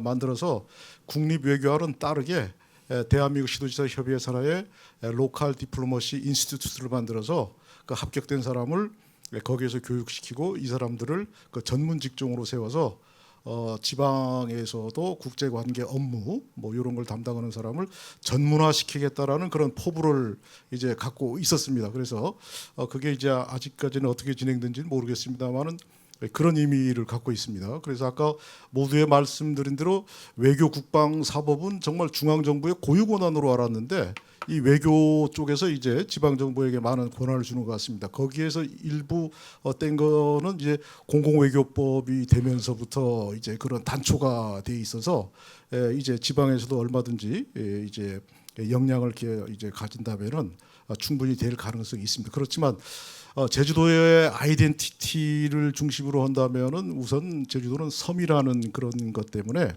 그러한 걸 중심으로 해서 섬 지역을 중심으로 해야 되는 그런 것과 더불어서 제주 4.3이라는 그러한 그 뼈아픈 게 우리가 평화로 승화가 돼서 뭐 평화 연구 또는 그러한 평화를 지향하는 그런 인력을 양성하는데 이제 좀 힘을 쏟아야 되겠습니다만 한편으로는 보면 상당히 지난한 얘기입니다. 이게 제주 4.3에 대해서 우리가 많이 도민들이 공유하고도 있지만은 또 이게 또 이념적으로 따지다 보면 여러 가지 또 합일점을 찾지 못하는 그런 부분이 있습니다만은 우리 그 지방 외교에서 제주도가 어떤 특성을 가지냐는 제가 모두에 말씀드린 대로 제주도청이 이제 지금 원래 이제 추구하는 라이스 사업하고 그로컬 사업에 따라서 이게 접점을 이룬다면 저는 분명히 지방 인재 플러스 지방 외교의 인재를 양성시키는데 저는 나름대로의 이제 출발점이 되지 않을까라는 그런 생각을 가져봅니다. 그 질문이 너무 어렵습니다. 김 교수님께서 제가 중언부언했습니다. 예, 이상입니다. 예, 대단히 감사합니다. 질문이 어려워서 죄송합니다. 자, 우리 장혜영 교수님께 좀 질문을 드리고 싶은데요. 장 교수님께서는 사실 발표 시간이 제한돼 있어서 그 중앙대에서 그동안 해온 그런 좋은 프로그램들, 공공의 프로그램들에서 충분히 그 말씀을 시간을 못 드려서 대단히 죄송한데 사실 저는 그 역량 강화대를 계속 좀 개인적으로 팔로우를 하면서 좀 자세히 알고 있어요. 예. 그래서 예컨대 그 제가 아주 인상을 받은 게 그 아까 그 잠깐 언급을 하셨지만 캠프 그리브스 탐방 DMZ 그러면서 어떤 평화라는 팀을 그 상당히 그 부각시키고 있는 것. 그다음에 또 국제대학원에서 하는 브라운백 세미나에는 외국인 학생들도 상당히 들어오고 있다는 거. 그다음에 이제 또 언급을 해주신 그 스터디 그룹. 그 스터디 그룹에도 외국 학생들이 포함이 되나요? 아 거기는 포함이 안 되고 있고. 그래서 좀 여쭤보고 싶은 게 이게 일단 현재로서는 중앙대의 그 과의 차원이지만 아까 그 정대사님께서도 말씀해 주셨던 것처럼 총영사 시절에 인턴 한 친구가 와가지고서 한 달 만에 그 엄청난 그런 휴먼 네트워크를 만들었다 그렇게 말씀해 주셨지 않습니까? 요새는 그러한 인적 네트워크를 만드는 트랜잭션 코스트 거래 비용이 사실은 디지털 그 환경 때문에 상당히 줄어든 건 사실이지 않습니까? 그래서 그런 관점에서 그러한 제가 지금 언급해드린 일련의 사업들이 저는 상당히 연관성이 있다고 봐요. 그래서 그런 사업들을 연관을 지어서 하나의 그런 그 동창회라고 할까요? 좀 거창하게 얘기를 하자면은 그 지식 공동체라고 그럴까요? 에피스테믹 커뮤니티. 왜냐하면 외국 학생들도 국제대학원에 왔던 외국 학생들도 이제 결국은 졸업을 하면 본국으로 가고 한국에 있는 애들도 있겠지만 그래서 작은 데서 시작을 하지만은 그 대학이라는 데 장점은 계속 학생들이 또 유입이 되지 않습니까? 그래서 그런 작은 규모지만은 그런 지금 현재 해오신 그런 좋은 프로그램들이 그 상당히 그 에피스테믹 커뮤니티라는 네트워크를 한번 트라이해 보는데 좋은 그런 여건이 되고 있는 기반이 될 수 있지 않는가라는 생각이 들어서 좀 여쭙고 싶어요. 어떻습니까? 예, 뭐 좋게 평가를 해주셔서 우선 굉장히 감사드립니다. 이게 사실 이 스터디 클럽이라고 하는 부분들이 이게 조금 많은 분들께서 이제 호기심을 가지고 이렇게 다른 학교에서도 스터디 클럽을 좀 활성화할 수 있지 않을까라고 하는 저기를 하셨는데 이제 제가 스터디 클럽에 이제 말을 될 주임 교수가 되고 그래서 학생들로 하여금 스터디 클럽을 이제 상시 모집을 하는데 원래는 원칙적으로 학기 초에 모집을 합니다. 그런데 제가 언제나 학기에 스터디 클럽을 모집할 때 그때 주제를 제공을 합니다. 예를 들어서 뭐 지방 공공 외교다. 이번 학기에는 내가 지방 공공 외교에 관련돼서 할 것이다. 뭐 사실은 1년 전에는 판다 외교도 해봤습니다. 정말 판다 외교는 효과가 있을까? 뭐 이런 식의 것들. 그냥 한마디로 학생들이 관련해서 리서치와 관련된 부분에 관심이 있거나 아니면은 활동을 좀 더 엑스트라 커리큘러 액티비티처럼 할 수 있다라고 하는 학생들이 참 많이 관심을 갖게 됐고요. 작년 같은 경우는 캠프 그리브스도 사실은 이 스터디 클럽의 일환으로 확장된 버전이었습니다. 그래서 작년과 맞습니다. 그래서 지금 굉장히 좋은 사실은 아이디어를 주셨어요. 솔직히 말씀을 드리면. 그래서 몇 가지 부분에서 제가 요새 고민하고 있는 것은 평화라고 하는 것이 평화 공공 외교. 그런데 제가 원래 전공이 도시 정치거든요. 그렇기 때문에 도시 외교 그리고 도시 브랜딩 그런 결과가 궁극적으로는 도시의 경쟁력을 활성화하며 그 도시의 경쟁력들이 모아서 국익과 국력을 활성화한다라고 하는 일련의 도식이 사실은 형성이 될 수 있거든요. 그렇기 때문에 사실은 제가 강의를 하고 학생들이랑 이야기를 하면서 학생들이 가장 어려워하는 공공외교와 관련해서 가장 어려워하는 부분이 뭐냐면 공공외교가 대단히 추상적으로 느껴진다라고 하는 것과 두 번째는 공공외교의 청년의 공공외교 활동이라고 얘기하는 부분은 일회성에 그냥 애닉도트처럼 어느 가서 문화 행사 한번 참여하고 아니면 본인들이 뭔가 가서 이렇게 인터뷰 정도를 하는 형식으로 한국을 알린다 정도로 공공외교라고 하는 부분들을 인식하고 있다라는 점이죠. 하지만 공공외교의 원래 정의를 우리가 좀 더 정말 말 그대로 고민을 해보면 자국의 긍정적인 이미지를 타국에 효과적으로 사실은 알리고 투영한다라고 하는 부분이 사실 우리가 일반적으로 얘기했었던 공공외교이며 이 부분에 있어서 이후에 좀 더 파생적인 효과들은 다양한 부분들을 걸쳐가면서 얘기할 수 있다라고 생각을 합니다. 근데 그러다 보니까 사실 지금 말씀해 주신 대로 이른바 알룸나이 네트워크처럼요. 예. 그래서 지금 학생들도 그 얘기를 해요. 스터디 클럽이 이제 5회가 되니까 이제부터는 스터디 클럽의 일종의 알룸나이 네트워크처럼 들어와서 공공외교뿐만이 아니라 공공외교를 그라운드로 해서 그 다음에는 그들이 어떠한 활동을 하는가라고 해도 활동을 확산을 하면서 이제부터 우리가 무언가를 좀 더 해보자라고 하는 이른바 바텀업의 그런 그 아젠다들을 좀 발굴하는 플랫폼의 역할을 할 수 있지 않을까라는 이야기도 제가 좀 고민을 하고 있습니다. 그래서 마지막으로 이제 질문하신 부분에 이제 마지막으로 말씀을 드리면. 공공외교에 대해서 실질적으로는 저는 몇 가지 부분에 있어서 앞으로 공공외교가 한국의 공공외교가 나아가야 할 방향이라고 하는 부분은 이른바 인적 자원들을 우리가 얼마만큼 우수한 인적 자원들 끊임없이 배출을 하여서 이들이 공공외교와 관련된 여러 분야에서 다양한 활동을 할 수 있는 그런 밑거름을 공공외교 역량강화대학이라는 프로그램을 통해서 우리가 훌륭한 인재들을 배출한다라고 하는 부분도 앞으로 공공외교 역량강화대학 프로그램이 나아가야 할 방향이라고 생각을 합니다. 그러기 위해서는 아까도 잠시 제가 발표를 했을 때 말씀드린 것처럼 학생들은 때로는 이 활동을 정말 적극적으로 하는 것을 선호하는 학생들도 있고요. 내가 공공외교라고 하는 부분을 학술적인 기반을 통해서 내가 이 부분에 대해서 조금 더 구체적으로 전문적으로 좀 리서치를 하고 싶다라는 학생들의 열망도 되게 크거든요. 그래서 이것들을 어떻게 시너지를 만들 수 있게 연계를 할 수 있는가라고 하는 부분은 뭐 정치학을 전공하시는 교수님들이 예를 들어서 학회에서 저희들이 패널을 만들잖아요. 그런데 대부분의 학회 패널들은 대학생 패널은 존재하지 않고요. 최소 대학원생 패널입니다. 그래서 제가 이제 KF나 그리고 외교부에다 이제 요청드리고 싶은 부분은 대학생 패널을 지원해 주실 수 있는가라고 하는 부분입니다. 그래서 만약에 예를 들어서 올해 같은 경우에 미래 세대들이 바라본 공공외교의 신아젠다 발굴 이런 식의 모습으로 공공외교 역량강화대학의 학생들이 아젠다를 발굴해서 발표를 하는 거죠. 그것이 학술 활동이 될 수도 있고 실질적으로 참여하는 활동을 해서 뭐 예를 들어서 패널을 2개를 만들어서 하나는 리서치로서 발표를 하고 하나는 활동 보고처럼 발표를 한다고 하면 그것이 코리아 파운데이션이든 아니면 외교부가 주관을 하시든 공공외교와 관련된 부분에서 사실상은 인재 양성, 미래 세대 인적 양성뿐만이 아니라 학생들의 관심을 다양한 방식으로 고취시킬 수 있다라고 생각을 해서 저는 사실은 개인적으로는 이 부분에 대해서 좀 제언을 드립니다. 사실은 돈 그렇게 많이 안 듭니다. 학회에서 패널 몇 개 만드는 거 사실은 그렇게까지 돈은 안 듭니다. 그래서 그 부분은 꼭 한번 고려를 해주시면은 감사하겠습니다. 네. 장 교수님 대단히 감사합니다. 아주 그 예리한 그런 지원이신 것 같은데요. 그 특히나 뭐 여러분들 다 아시겠지만 한류가 2010년대 이래로 아시아를 넘어서 전 세계로 파급이 되면서 다 아시겠지만은 유럽이나 북미도 그렇고 가장 두드러지는 현상 중에 하나가 한국학 수강생들이 급증을 하고 그건 다 아시죠?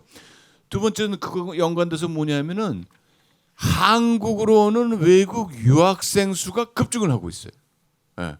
그 학생들이 지금 전부 와서 한국에 어딘가 있단 말입니다. 이게 엄청난 사실은 잠재적인 휴먼 네트워크의 자산이거든요. 그래서 지금 우리 장 교수님께서 말씀하신 대로 지금 역량강화 대학에 있는 그 외국인 재학생들, 유학생들만 대상으로 해도 이 지금 뭐 한 20여 개 역량강화 대학 있지 않습니까? 이 부분들이 이렇게 네트워킹을 해가지고 같이 네트워킹을 해서 지금 말씀하신 그런 그 세미나가 됐던 그런 포럼 같은 거를 해서 어느 한 대학이 아니라 한 20여 개 대학이 함께 공동으로 이런 걸 하면은요 그 네트워크의 규모는 상당하죠. 예. 그래서 그것이 결국은 그 다음 단계로는 정말 어떤 팀들을 그 바탕으로 하는 아까 제가 말씀드린 에피스틱 커뮤니티 이게 우습게 볼 게 아니라 여러분들 그 혹시 그거 아세요? 냉전 시대 때 그 미국하고 소련하고 60년대 70년대 엔티 발리스틱 미사일 그러니까 대륙간 탄도탄을 요격할 수 있는 미사일을 제한하는 그걸 내버려두면은 그 상대방이 다 그걸 요격을 해버릴 수 있잖아요. 그러면 핵전쟁이 날 수가 있으니까 아예 엔티 발리스틱 미사일을 요격하는 미사일을 제한하자라는 그 협약을 맺거든요. 그게 시작이 바로 미국과 소련의 민간 에피스틱 커뮤니티에서 시작을 합니다. 그 사례는 그런 사례는 너무나 많기 때문에 이제 앞으로는 우리가 공공외교 차원에서 이러한 지식 공동체에도 좀 눈을 돌려야 될 시점이 아닌가. 이런 지식 공동체는 결국은 만들어줘야 되는 네. 그런 필요성이 있지 않을까. 장 교수님 좀 오늘 하신 말씀을 좀 집요하고 끈질기게 KF와 외교부를 상대로 집요하고 끈질기게 좀 그 요청을 해주십시오. 부탁드리겠습니다. 제가 제안서 하나는 기가 막히겠습니다. 아이고 좋습니다. 야, 박수 한번 부탁드릴게요.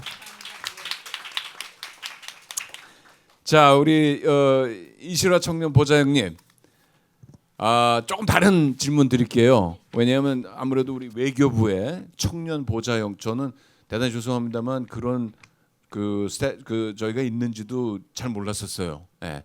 그러니까 얼마만큼 지금 외교부가 그런 청년들의 그런 의견이나 이런 그 역할, 외교적인 역할에 대해서 관심을 기울이고 있다는 사실을 반증하는 건데 그 조금 큰 질문일 수 있어요.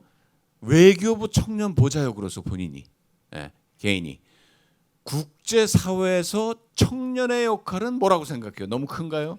네. 네, 일단은 뭐 저희 제도에 대해서 잘 모르시는 분들도 많으셔가지고 방금 드린 질문에 앞서서 먼저 뭐 청년 보좌역 제도에 대해서 말씀드리면 청년 보좌역은 중앙부처에 모두 다 있습니다. 한두 명씩 다 배치가 되어 있고 또 청년 보좌역이 2030 자문단이라고 이제 청년들의 의견을 정부 국정 과제에 반영하고자 하는 그런 조직의 단장으로서 청년 보좌역을 배치를 해가지고 공무원은 아니고 2030 자문단이라는 비상임 청년 단원들의 의견을 청년 보좌역이 각 중앙부처로 전달을 하는 거죠. 그래서 청년들의 의견이 잘 반영되고 있는지 매년 조사도 하고 그렇게 진행이 되고 있습니다. 제도가 시작된 거는 지금 2, 3년밖에 안 됐기 때문에 아직은 모르시는 분들도 잘 많으신 것 같습니다. 그리고 질문해 주신 거에 대해서 제가 이제 답변을 드리자면 저는 이제 개인적으로 청년이 외교의 수혜자가 아니고 같이 가야 되는 동반자라고 생각을 하고요. 청년들만큼 요즘 같은 디지털화된 세계에서 이제 청년이 가장 효과적인 국민 외교관이 아닌가 싶습니다. 요즘에 워킹 홀리데이나 교환 학생을 통해서 외국인과 만나고 외국에 살고 있는 학생들이 굉장히 많은데 이제 그 학생들이 하는 언어와 행동 모두 하나하나가 이제 다른 국가들에게 공공 외교의 인식을 이제 우리나라의 인식을 심어주는 공공 외교가 아니지 싶습니다. 그래서 청년을 이제 활용한 어떻게 활용이라는 단어를 써도 될지는 모르겠지만 청년을 이제 이용한 활용한 그런 외교가 이제 앞으로 외교부에서도 계속 이어가야 될 활동이라고 생각을 하는 게 이제 저희는 중앙부처에서 어떤 발언을 하면은 그게 큰 파장이 있지 않습니까? 이제 말을 하는데 굉장히 신중을 가해야 돼서 조심스러운 부분이 많은데 이제 한국과 비오호적인 국가들 그런 국가들과 뭔가 활동을 하기가 어려울 때가 많은데 실은 청년 교류 활동이라는 명목 하에서 뭔가를 하면은 수월하게 접근하는 경우가 많습니다. 이제 그런 측면에서 청년들이 이제 외교부가 못하는 그런 활동을 대신해주는 국민 외교관이라고 볼 수 있고요. 또 요즘에 문화 뭐 K-팝이라든지 문화나 관광 이런 면 측에서는 공공외교가 많이 활성화되어 있는데 저는 그것보다 더 나아가서 청년들이 국제 평화나 팬데믹, 기후 변화 등등 국제 문제, 그 국제 이슈에 대해서 목소리를 내고 또 솔루션까지 청년의 시각으로 재현할 수 있어야 된다고 생각을 합니다. 아직까지는 그런 기회가 좀 많이 부족하지 않나 싶기는 한데 정부 차원에서 그러한 기회를 많이 만들고 좀 제도적인 시스템을 잘 구축해가지고 청년들이 더 본인들의 목소리를 낼 수 있는 공간을 만들고 이제 아까 처음 말씀드렸다시피 정책의 수혜자가 아니고 같이 외교를 만들어가는 이제 공동 외교관으로서 보여줘야 된다고 생각을 하고 있습니다. 대단히 감사합니다. 자, 예스 노로 솔직하게 말씀해 주세요. 청년 보좌역 하시면서 얼마나 되셨어요? 지금 1년 반 됐습니다. 1년 반. 자, 외교부에 대놓고 쓴소리를 한 적 있다 없다? 입 바른 소리 한 적 있다 없다? 있습니다. 많이 있습니다. 처음 들어왔을 때 2달 동안은 열의에 불타가지고 쓴소리를 굉장히 많이 했었고요. 아마 외교부 내부에서는 좀 듣기 안 좋아하셨을 수도 있을 것 같을 정도로 많이 했었습니다. 네. 박수 한번 부탁드리겠어요. 아주 우리 그 용감한 좋은 분 이시라 청년 보좌역 말씀이었습니다. 자, 마지막으로 우리 김서연 부대표께 질문 드릴게요. 이게 뭐 아까 제가 말씀드렸지만 정말 그 PD 3.0 또는 초국가적 PD의 아주 좋은 사례다라고 제가 말씀을 드렸어요. 발표도 너무 잘 들었고, 근데 이제 발표 때는 그런 말씀을 안 해주셨는데 구체적으로 제가 그 발표 중에 아주 강조한 부분이 제 마음에 팍 와닿는데 그게 뭐냐면 현지 문화를 이해하고 존중하는 중요성, 이게 굉장히 중요하다는 걸 아주 그 발표문에 보면 강조를 해주셨거든요. 이게 저는 두 가지 의미에서 이게 굉장히 별거 아닌 것 같아도 상당히 그 중요한 두 가지 측면이에요. 첫 번째는 이게 여러분들 아시다시피 그 미국의 그 아주 그레이트 정치학자 돌아가셨지만 세뮤얼 헌팅턴이 그 냉전이 종식되면서 앞으로의 세계는 소위 문명 충돌, 6-7개의 문명들이 서로 충돌하는 그런 양상이 주종을 이룰 것이다. Clash of Civilization에 지금 정반대되는 명제를 던지신 거예요, 그죠? 예. 그리고 두 번째는 뭐냐면 공공외교적인 관점에서 봤을 때 문화라고 그러면은 아까 우리 정대 선생님께서도 좀 언급을 해주셨지만 문화는 잘 알고 문화에 대해서는 더더군다나 이제 문화를 우리가 공공외교 차원에서 볼 땐 주로 소프트 파워 리소스, 소프트 파워 수단, 즉 공공외교를 수행하는 어떤 그 인스트루먼트나 레버리지로 이해를 합니다. 그죠? 그게 일반적인 통념인데 지금 이런 이해는 문화에 대한 이해가 완전히 달라요. 공공외교를 수행하는 수단이 아니라 공공외교가 너무나 시리어스하게 컨택하고 대면해야 될 파트너이자 대상이 됩니다. 그게 문화입니다. 다른 문화입니다. 그죠? 예, 그러니까 그런 두 가지 의미에서 이 지금 우리 김서연 부대표님의 이 말씀은 상당히 저는 중요하다고 생각해요. 본인이 그렇게 중요성을 아셨어요? 아니 농담이고. 자, 질문. 이게 뭐 저는 그 거기서 한치 저 추후 의심도 없고 직접 사업을 하면서 이번에 그 기후변화 프로젝트를 하면서 그 문화를 이해하는데 쉽지 않거든요. 저도 그래요. 말은 이렇게 하면서도 어떤 때는 죄송합니다. 어떤 때는 이 문화에 대해서 다른 문화에 대해서 짜증이 날 때도 없지 않습니다. 근데 현지에서 여러 가지 그런 경험을 하면서 타 문화를 존중하고 이해하는데 가장 필요한 게 뭡니까? 인내심입니까? 뭡니까? 좀 그 요령을 좀 말씀해 주세요. 우선 그 중요성을 모두 다 인지하고 프로젝트를 시작한 건 물론 아니라고 생각합니다. 후에 이제 깨닫게 되는 것들이 있고 지속 가능하게 이제 계속 마다가스카르 현지와도 컨택을 하면서 그리고 또 이 자리를 가지면서 이게 더욱더 중요하구나 하는 걸 또 다른 분들의 의견을 들으면서 더 한 번 성찰해 보는 계기가 되는 것 같습니다. 그래서 그 질문에 대한 대답을 일단 드리자면 정말 솔직하게 자기 성찰이 제일 중요하다고 생각하는데요.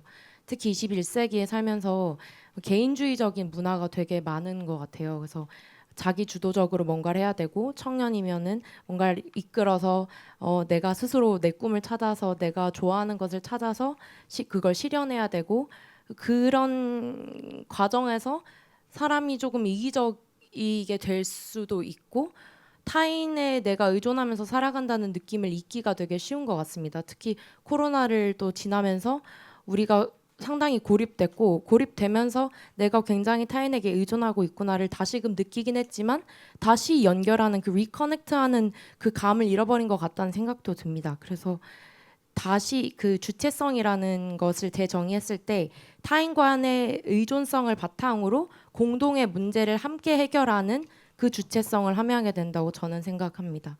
그래서 기후변화라는 이 모두가 직면한 이 문제를 함께 느꼈기 때문에 그 공감에서부터 다양한 문화를 이해하려는 그 자세가 시작됐다고 저는 생각합니다. 그리고 교수님께서 또 언어 교육에 대해서 또 얘기를 해주셨는데 언어가 또 정신과 가치관, 문화와도 정말 밀접한 관련이 있기 때문에 이 언어를 이해하는 것 그리고 또 문서화되지 않은 이 예를 들어 마다가스카르의 삼바바 지역의 지역 방언이라든지 아니면 혼용 언어도 굉장히 많습니다. 예를 들어 날씨랑 기후는 우리나라에서는 굉장히 다른 개념인데 거기서는 똑같은 단어로 번역이 처음엔 되었습니다. 그래서 이런 혼용 언어라든지 지역 방언들을 이해하는 것 그러면서 내가 이해하고 있는 이 언어와 이 세계가 맞는 것인가 이게 옳고 틀린 게 아니라 그냥 다른 것이다라는 거를 좀 이해하려는 그 경험을 현지 그런 활동들을 통해서 하는 것도 굉장히 중요하다고 생각합니다. 또한 문화 관련된 사례가 또 하나 있는데요. 그 기후변화 관련해서 과학적인 그런 기본적인 지식을 바탕으로 교육 자료를 이제 제작을 했는데 마다가스카르의 많은 사람들은 기후변화가 신의 뜻이라고 생각을 합니다. 그래서 신의 뜻이기 때문에 지금 이렇게 뭐 해안가에 이런 해안선이 상승하는 것이다라는 그런 믿음을 가지고 있는데 이런 지역의 믿음이나 종교적인 믿음이 과연 틀린 것인가? 우리가 이렇게 믿고 있는 서구에서 어떻게 온 이런 지식과 이 시스템 체계 자체가 이게 과연 우월한 것이고 옳은 것인가에 대해서 좀 많이 겸허하게 생각해 볼 수 있었던 그런 또 시간이기도 했던 것 같습니다. 그래서 청년을 재정의하자면 이건 제가 생각해낸 것은 아니고 다양한 분들과의 대화를 통해서 얻은 인사이트인데요. 청년은 문제의식과 해결 의지를 겸비한 사람이다. 문제의식만 있으면 징징대는 어린아이고 해결 의식만 있으면 소위 말하는 꼰대다. 그래서 두 가지를 지닌 사람이 청년이고 나이에 관계없이 그래서 문제의식과 해결 의지를 가진 사람이 청년이라고 생각한다면 이 재정의된 청년이라는 개념을 아이덴티티를 바탕으로 본인의 그 커뮤니티를 확장하려는 의식적인 노력이 필요한 것 같습니다.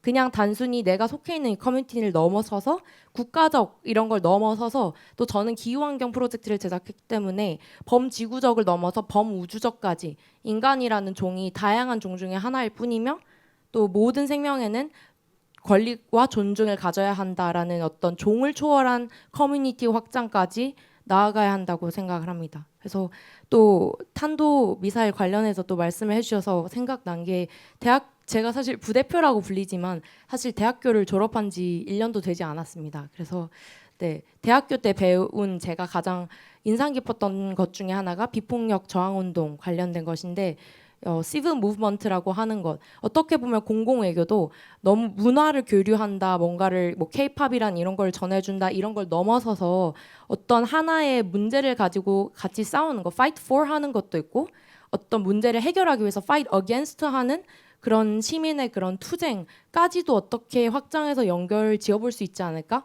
그렇게 공공외교의 어떤 형태나 개념을 확장해서 함께 생각해볼 수 있지 않을까 하는 그런 조심스러운 네, 물음도 가지면서 네, 네, 질문을 대단히 답변하겠습니다. 감사합니다. 뭐 대학 졸업한 지 1년밖에 안 됐다고 그러시는데 본인이 정의하는 청년에 아주 딱 걸맞은 그런 것 같아요. 자, 이제 플로어 오픈하겠습니다. 우리 패널분들 저의 그 고문에서 좀 해방을 시켜서 플로어에서 질문 있으신 분들 손을 네. 아, 네네네네. 대사님 감사합니다. 예.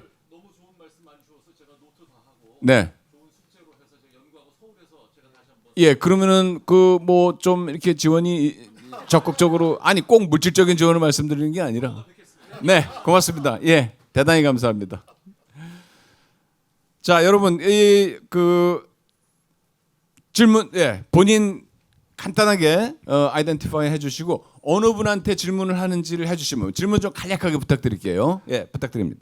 네, 그 공공외교 영양 강화 대학 사업 참여하고 있는 연세대 미래 캠퍼스 김용정입니다.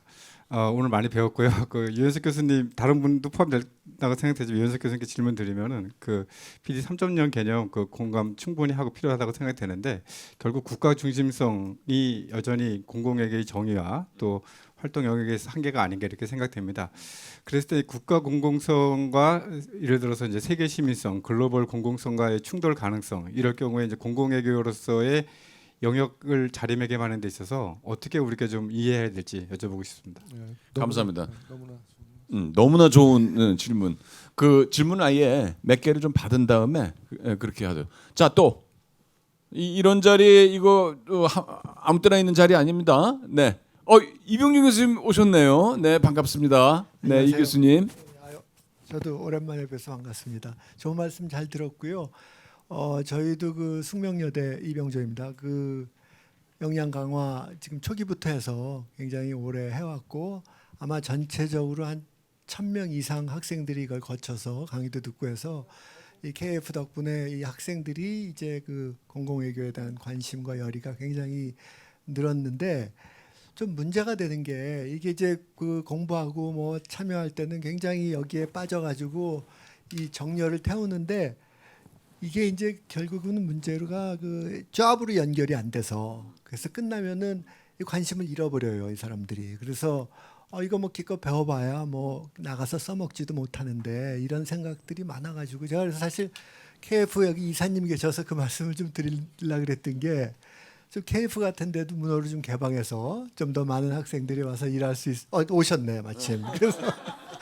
그래서 그런 기회가 있어서 이게 나가서 써먹어야 되거든요. 그래서 그런 자리들이 좀 있었으면 하는 건 그냥 하나의 제언으로 드리고 그 저기 유 교수님한테 저 또 하나 그 1.0부터 3.0 제가 말씀 들으니까 전에 읽었던 그 뭐 아티클 하나가 생각이 나는데 그게 기억은 안 나요. 그 쓰신 분은. 근데 이제 그 공공외교를 이렇게 모두로 나눈 게 아마 보셨을 것 같은데 그래서 모놀로그 그다음에 다이얼로그 콜라보레이션 이런 식으로 해서 이제 모놀로그 독백형으로 메시지고 이건 말씀하신 1.0 같고 2.0 뭐 대화지만은 자기 홍보성이고 그다음에 콜라보레이션을 통한 협업 그게 이제 아마 3.0 말씀하실 것 같은데 혹시 그렇게 연결이 된다고 보시는지 그런 모드하고 좀 답변 부탁드리겠습니다. 감사합니다. 네, 우리 이 청년 공공외교 세션인 만큼 청년들 많이 계신데 청년분 좀 한분 손들 네 잠깐만요. 네 마이크 대고 말씀해 주세요. 네, 안녕하세요. 계명대학교 에서 간사로 있는 여채린입니다. 장희영 교수님께 저희 학교에서도 저는 사실 정치 외교 전공이 아니기 때문에 공공 외교 쪽에서는 조금 문외한이긴 한데요. 그 강의실 밖에서 그 학생들이 참여하는 공공외교에 대해서 말씀해 주셨는데 거기에 대해서 궁금합니다. 어떤 방식으로 진행이 되는지 네 그런 거에 대해서. 좋습니다. 그 좀 질문을 더 받았으면 좋겠는데 시간 관계상 장 교수님 먼저 좀 답변을 해주실까요? 예. 예. 질문 감사드리고요.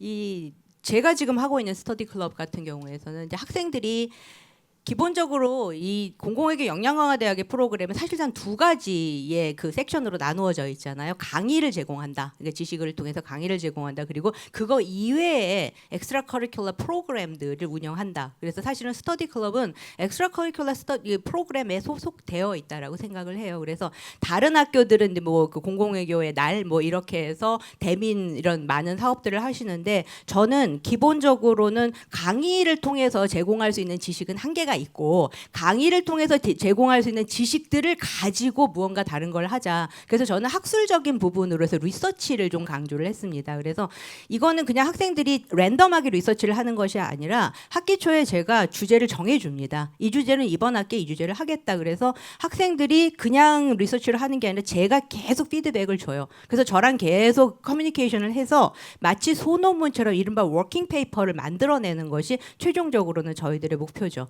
그래서 그걸 통해서 마지막으로 발표를 합니다. 한 학기가 지난 다음에 발표를 해서 외부에서 외부 교수님 한두 분한테 일종의 피드백을 받는 형식으로 사실상 작은 학술대회 형식을 제가 진행을 하고 있는 그걸 이제 한 5회 진행을 하고 있는 중입니다. 뼈를 갈고 있죠.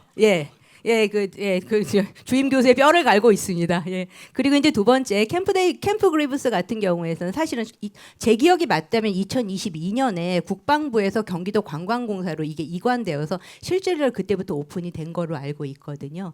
그래서 캠프 그리브스 같은 경우는 경기도 의회의 파주 지역 의원들 그러니까 지역구에 있는 의원들 그리고 경기도 의회에서 뭐 어떻게 보다 보니까 친분이 있는 의원들이 계속 이제 생기다 보니까 그분들한테 요청을 드렸습니다. 학생들을 조직을 해서 맨날 통일 전망대 가고 애기봉 전망대 가는데 그거 별로인 것 같고 조금 더 새로운 방향으로 실질적으로 우리가 뭔가 평화, 공공외교 그리고 공간이라고 하는 부분이 줄 수 있는 그런 인사이트가 어디 있을까 했는데 캠프 그리프스가 있다고 해서 그 부분을 사실은 경기도 관광공사랑 경기도 의회를 컨택을 했습니다. 컨택을 해서 학생들을 학교 전체를 오픈해가지고 받았어요. 그래서 이 친구들은 중앙대는 레인보우 시스템이라고 해가지고 그런 비교과 과정 프로그램을 오픈해서 이들이 성공적으로 수행을 하면 마일리지를 얻습니다. 그래서 이 마일리지를 통해서 학생들이 교내 장학금을 신청하고 할 때에서도 도움이 실질적으로 되는 프로그램으로 진행을 하고 있어요. 그래서 저와 저희 조교들이 또 뼈를 갈고 있습니다. 결론은 굉장히 성공적으로 학생들이 굉장히 즐거워하고요. 캠프 그리브스를 가시면 왜 한국에서 이른바 육자회담인지 사자회담인지 하는 과정에서 왜 한국이 상당히 정말 적극적인 소위 말하는 대화의 주체로 나서는 부분에 대해서 참 어려운 것인가라고 하는 부분들이 정전 협상하는 과정에 실질적으로 우리나라는 지금 가질 수 없는 정전 협상의 그 협상문에 최종적으로 그 사인을 한 그것들을 학생들이 실질적으로 보거든요. 근데 그러다 보니까 추상적으로 느꼈었던 평화라고 하는 부분이 현실적으로 구체화되는 공간으로서 이해를 하는 것으로 이야기를 해서 저로서는 이 프로그램 공공외교 역량강화대학 프로그램이 유지되는 한 뭐 제가 열심히 뼈를 갈아야죠. 그래서 조금 더 새로운 곳을 계속 발굴해서 학생들로 하여금 탐방하게 하고 그걸 통해서 공공외교가 추상적인 개념이 아니라 때로는 전략적인 수단이 될 수도 있으며 공공외교의 새로운 주체들이 개인뿐만이 아니라 많은 기관들 중앙정부뿐만이 아니라 지자체 또한 중요한 한마디로 주체가 될 수 있음을 학생들이 실질적으로 좀 몸소 체험하는 그런 것으로 좀 진행하고 있습니다. 답이 됐으면 좋겠습니다. 감사합니다. 자, 이 교수님 한 1분만 죄송합니다. 김영준 교수님 오랜만에 뵈서 반갑습니다. 그 국가성과 세계성의 충돌이라는 게 분명히 존재하죠. 이제 두 가지 면을 제가 이제 그 문제를 해결하는 걸 생각을 해본 게 있는데요. 하나는 이제 그 디비전 오브 레이버입니다. 그러니까 기본적으로 그 이 공공외교의 소위 말해서 전쟁터의 그 핵심 싸움을 하는 사람은 누구냐면 보병들은 누구냐면 외교관들이에요. 전 세계 저해 공간에 나가서 현지 사람들하고 하면서 그분들인데 그분들은 절대 국가성을 벗어날 수가 없습니다. 그리고 그 사람은 자기가 일하는 나라에 대해서 뭘 해야 되기 때문에 그 나라와 관계 있는 일을 우리나라 한국과 그 나라 사이의 관계를 강화하기 위한 사업만을 해요. 그분들에게 3.0을 요구하면 안 됩니다. 그래서 제가 말하는 게 이제 그 디비전 오브 레이버인데 그러니까 KF 같은 기관이 그런 걸 할 수 있는 게 KF는 꼭 그런 거에 얽매일 필요는 없거든요. 그러니까 그래서 그렇기 때문에 청년들이 그걸 할 수 있고 KF 같은 기관들이 그런 것들을 지원을 통해서 정부에서는 국가성의 바탕을 둔 사업을 하는 거고 KF에서는 좀 더 세계성을 가지고 있는 사업들을 지원할 수 있다고 생각하고요. 또 하나는 포트폴리오인데요. 제가 아까도 말씀드리지만 절대 모든 나라가 3.0 해야 되는 거 아닙니다. 어떤 나라는 지금도 2.0을 80% 이상을 해야 되는 나라도 많고요. 한국도 아직도 상당히 많이 해야 되는 거고 그러기 때문에 정부가 1.0, 2.0을 80%하고 약 1-20%의 세계성을 가진 것들 충분히 할 수 있다고 생각합니다. 포트폴리오 문제라고 생각합니다. 이병준 교수님 답은 제가 그냥 만나서 드릴게요. 그러니까 그것들을 포함하고 있는 건데 물론 정확하게 겹치지는 않지만 결국은 3.0 사업의 모드는 분명히 모놀로그보다는 콜라보레이션이 압도적인 모드가 되어야 되는 건 사실입니다. 이렇게 간단히 말씀드리겠다 인사드리겠습니다. 예. 네, 대단히 감사합니다. 청년 공공외교의 혁신과 미래. 오늘 뭐 좌장으로서가 아니라 정말 학자로서 봤을 때도 상당히 우리 패널 분들이 좋은 발제 그리고 의견들을 제시해주고 좋은 제언들을 해주셔서 이거는 꼭 피가 되고 살이 되고 뼈를 너무 많이 갈지 마십시오. 예, 골다공증 생길 수도 있으니까 피가 되고 살이 될 수 있을 것 같습니다. 감히 부탁을 드린 건데 우리 교류 이사님 이종국 이사님 계시니까 이런 자리 오늘 너무 다시 한번 감사드리고요. 굉장히 그 열과 성과 돈도 많이 들었을 것 같아요. 그러나 이번에 그치지 말고 이런 자리를 또 좀 만들어 주시기를 간곡히 부탁드리겠습니다. 자, 여러분 오늘 참석해 주셔서 대단히 감사합니다. 오늘 이것으로써 세션을 마치도록 하겠습니다. 우리 패널들에게 큰 박수 부탁드리겠습니다.